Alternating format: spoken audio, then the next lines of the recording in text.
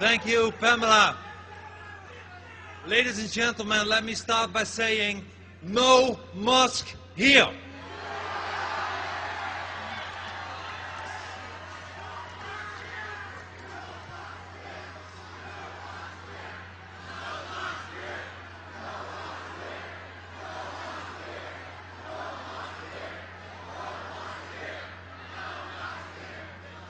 Exactly. May I ask you to be silent for 10 seconds? Just be silent and listen for 10 seconds.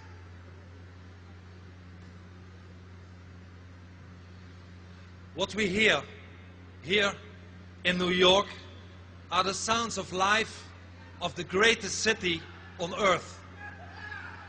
No place in the world, no place in human history is as vibrant and dynamic as New York City.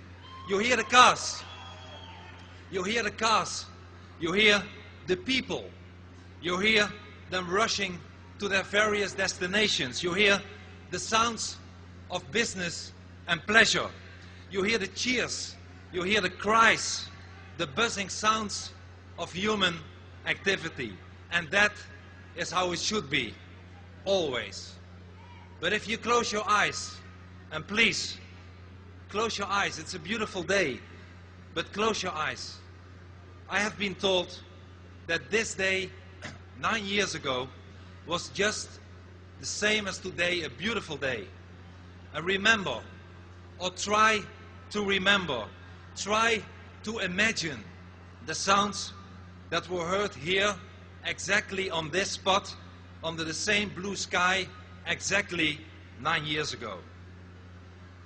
Those were the sounds of shock, the sounds of destruction, the sounds of panic, the sounds of pain, the sounds of terror, the sounds of war. And did New York deserve this? Did America deserve this? No. Did the West deserve it? Of course, we did not deserve this. And we don't deserve a mosque on Ground Zero either.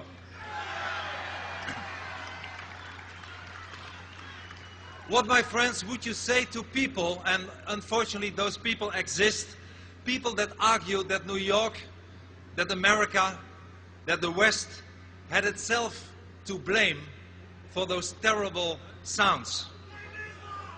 There are people, unfortunately, in this city who argue this. And they are angry because we are gathered here today to commemorate, to make a stand, and and this is what we have to do, to draw the line. My friends, I have come from the other side of the Atlantic to share your grief for those who died here 9 years ago. I have not forgotten how I felt that day. The scenes are imprinted on my soul as they are on yours. But our hearts were not broken in the same way as the hearts of the relatives and friends of those who lost their lives here. And many relatives of the victims are here in our midst today. And I wish, 9 years later, but still I wish to take this opportunity to express my deepest and most heartfelt condolences to them and to all the people of New York and this beautiful country, America. Humbly, I stand here before you as a Dutchman and as a European. I too, however, cannot forget. How can anyone forget? And let me remind you of the words from Darryl Worley's 9/11 song that I hope and presume most of you know. Darryl Worley sang, "Have you forgotten how it felt that day to see your homeland under fire and our people blown away? Have you forgotten when those towers fell? We had neighbors still inside, going through a living hell. And Worley's response, ladies and gentlemen, Worley's response is our response. No, we will never forget. We are here today because we have not forgotten all the loved ones that were lost and those left to carry on. And neither has the world. When the forces of jihad attacked New York, they attacked the world. And amongst those lost were people from 55 nations, people of every religion, of every persuasion. No place on earth was more multi-ethnic and multilingual than New York's proud towers. And this, ladies and gentlemen, this is exactly the reason that they were targeted.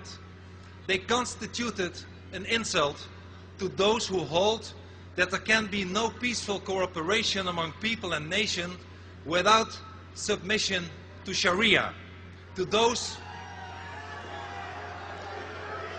indeed, to those who wish to impose the legal system of the Islamic ideology to the rest of us. But, as we all know, America, New York, and Sharia are incompatible.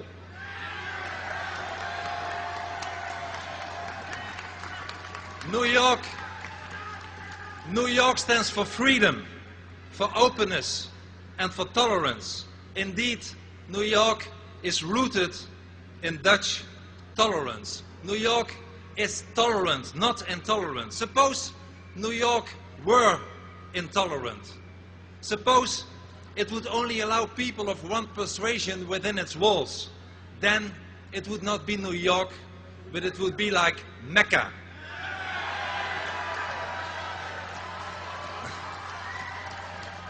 Mecca, a city without freedom. Whatever your religion, your persuasion, or your gender is, in New York you will find a home. But in Mecca, if your religion is not Islam, you are not even welcome to enter the city.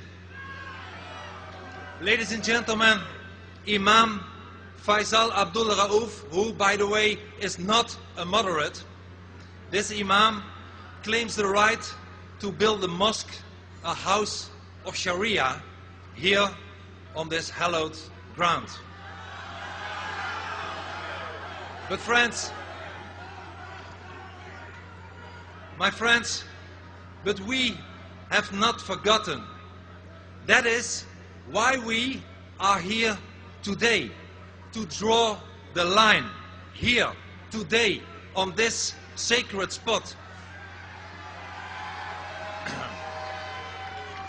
We are here today in the spirit of America's founding fathers. We are here today in the spirit of freedom.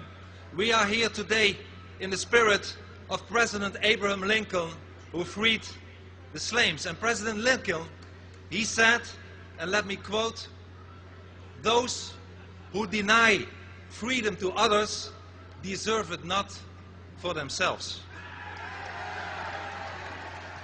And these important words are key to our survival.